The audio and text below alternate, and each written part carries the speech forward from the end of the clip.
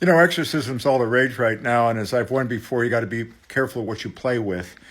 I want to give you an example that involved John Lennon, Charles Manson, a famous actress.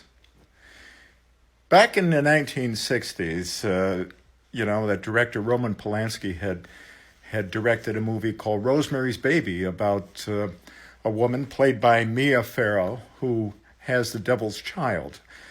In the apartment building she lives is a satanic cult. It was filmed in the famous Dakota apartment building on the west side of New York City.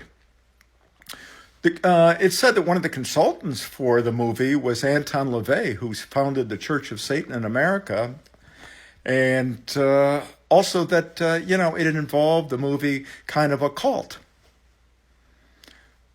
Well, it was an unfortunate coincidence that a year after the movie, 1968 was the movie, 1969, Roman Polanski's wife, actress and model Sharon Tate, who had also played movies in the 1960s called, with names like Eye of the Devil and The Fearless Vampire Killers,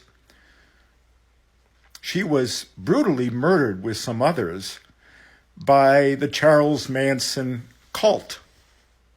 The Charles Manson cult. Look, there was real supernatural around Charles Manson. I remember reading a book, Helter Skelter, by Vincent Bugliosi, and he was the prosecutor, mentions that one time during a trial, he noticed that his electric watch had stopped inexplicably, and he looked across at the defense table, and there was Charles Manson smirking at him. Anyway, a few years after that was filmed at the Dakota, who moves into the Dakota? John Lennon of the Beatles with Yoko Ono.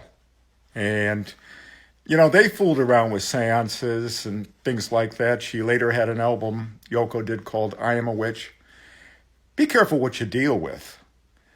Do you know that just before Mark David Chapman killed John Lennon, took that gun out and shot him, the last person he saw in front of the Dakota passing by was a woman walking her dog.